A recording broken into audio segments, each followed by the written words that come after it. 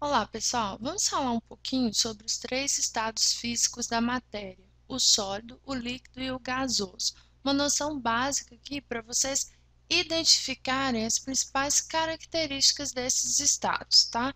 Pensarem em como as substâncias se comportam em cada uma dessas condições físicas, no estado sólido, líquido ou gasoso. Eu tenho aqui três sistemas diferentes e imagine que cada bolinha amarela é a molécula de uma substância qualquer, tá? Imagine aí qualquer tipo de substância.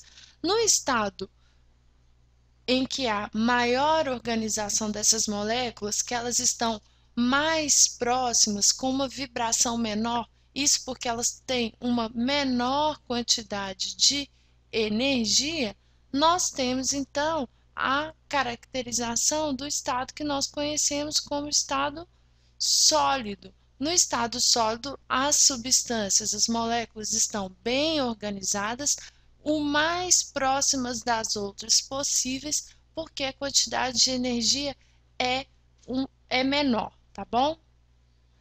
Aqui a vibração das moléculas, das partículas, é baixa devido então à quantidade de energia. No estado sólido, é um pouco difícil comprimir. Imagine que eu exerça uma força aqui comprimindo esse sistema, tá? Imagine que eu exerça aqui uma força de compressão.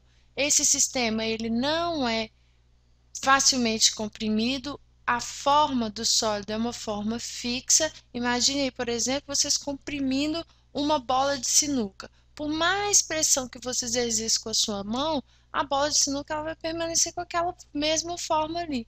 Por quê? Porque as partículas já estão muito próximas, então não existe espaço ali para elas se alojarem de uma maneira diferente, tomando em uma forma diferente. O volume ocupado pelo sólido é um volume fixo, tá? E o volume é igual à forma do sólido. Os sólidos são as substâncias aí mais densas, lembrando que a densidade é igual a massa sobre volume.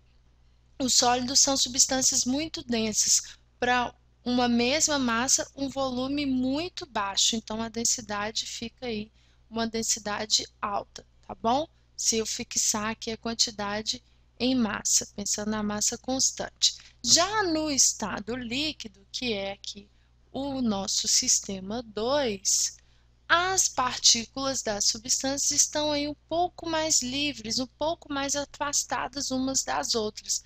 Isso porque a quantidade de energia aqui já é um pouco maior do que a quantidade de energia dos sólidos. Então, essas partículas têm uma vibração um pouco maior, o que afasta aí mais a partícula uma da outra. Aqui também, se eu exercer uma pressão, vamos imaginar aqui que eu vou exercer uma força de compressão.